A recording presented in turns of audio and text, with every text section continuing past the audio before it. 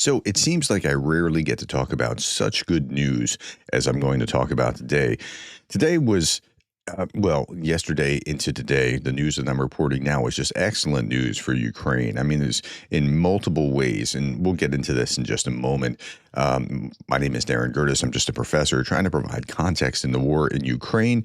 It is Sunday, March 30th, 2025. So here we are, 1,510 Russian casualties day over day, 14 tanks, 20 armored fighting vehicles, 56 artillery systems, 130 vehicles and fuel tanks day over day.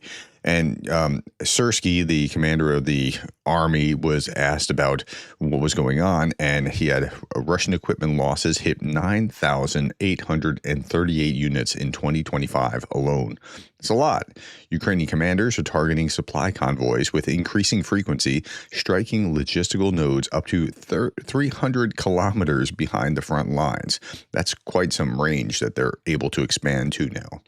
Okay, now we're looking at this 1510, and what does 1510 mean like for the overall month of March? It brings it up to 1324. In fact, over the last about 4 days, we crossed over that 1300 threshold, and the fourth highest, the fourth highest was in the month of October, and that was 1,354, and here we're up to 1,324. I don't think we're going to cross that, but we're getting very close, and there's a reason that we're getting close, and I'll show you that in just a moment.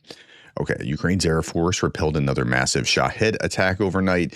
Out of 111 launched, 65 were shot down, another 35 were suppressed by electronic warfare. There was some damage here. 15 people have been injured in Kharkiv following a Russian attack, a shopping center, residential building, medical facility. This was actually a medical facility that was like a hospital for soldiers. I mean, it's a war crime, but it's like war crime, and nobody's doing anything. Russian strike on a military hospital in Kharkiv tonight. A hospital building and the houses nearby are damaged. There are injured among the Ukrainian defenders who are being treated in the hospital. There's a mall, residential buildings, and office space were also damaged by the drones. One person dead, 19 injured. I think I read that there were 2 dead after some time. Yesterday's Russian attack on Kharkiv sadly took the lives of 2 people. There it is. Zelensky says, "My condolences to their families and loved ones." Around 30 people were wounded. All have received necessary medical assistance. I thank our rescuers and medics who work every day for our people. Over the past week, most regions of Ukraine have come under attack. 1,310 guided aerial bombs, over 1,000 attack drones, mostly Shaheds, 9 missiles of various types, including ballistic missiles. So, that's what happened week over week in Ukraine. Russia is dragging out the war, and we are providing our partners with full information on the strikes and what the Russian army is doing and carrying out the actions it is preparing for. We expect a response from the United States and Europe and all of our allies to this tea against our people. Yep. So it's some bad stuff. Okay, so that's the worst of it. And now let's look at what the good news is.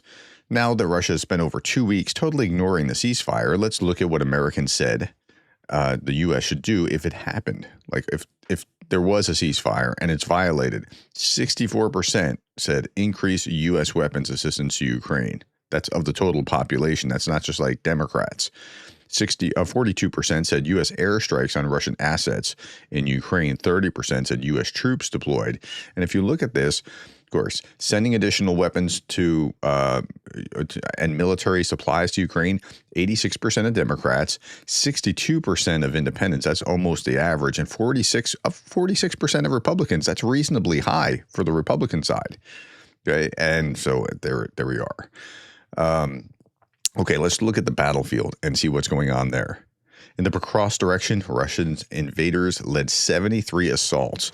Now, I told you over the last 2 or 3 days that this is ticked up, and I think there's enough for a trend now, and I think I understand why, and I'll show you in a moment. Russian forces deployed their air defenses to Kherson Oblast, said Atesh underground movement. There was a rush to reinforce the region, driven by high Russian casualties.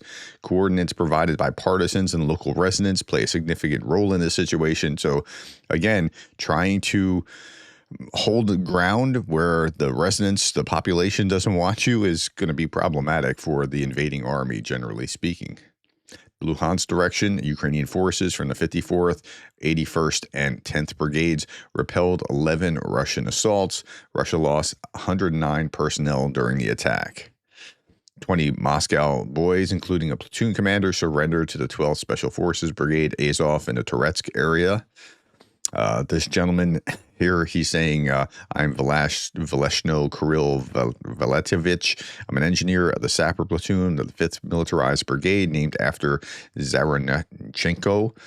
I received an order from my commander, known as Ken, to disperse PFM mines in Kirov and Petrovsk districts of Donetsk, so that civilians would be blown up by them, allowing the blame to fall on the Ukrainian army. That's fun, isn't it?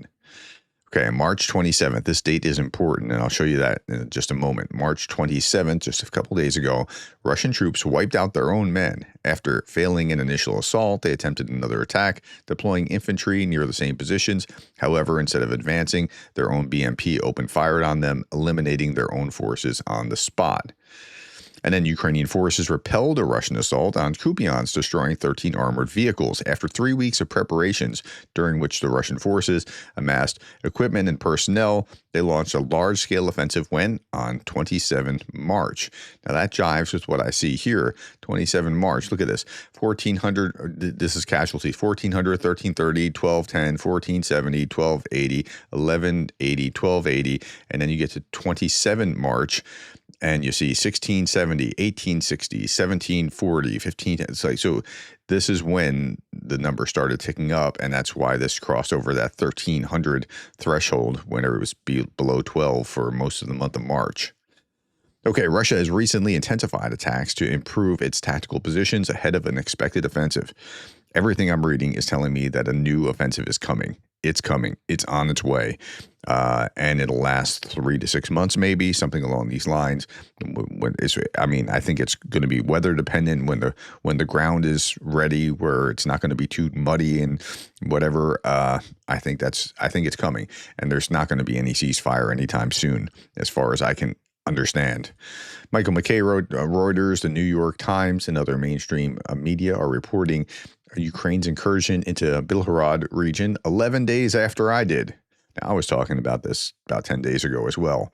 Ukrainian forces have advanced across the border into the Russian Federation in the northwestern part of Belgorod region. Putin's regime forces are fighting defensive battles around the villages of Demivka and Harivka. This was 18 March. But, you're just starting to see this kind of thing in CNN and Newsweek and the New York Times and that sort of thing. Okay, so that's interesting. According to Russian Telegram channels, so let me pause this for a second. This car is on fire, and I first saw this as Putin's car was blown up, and I want to dispel that. I don't know that is Putin's car. An RS Senate car burned down in the center of Moscow. Putin and other Russian leaders usually ride in these vehicles, the Russian media reports, but I don't know that this is Putin's. So it's just a fancy car that looks like the kind of thing that he would ride in.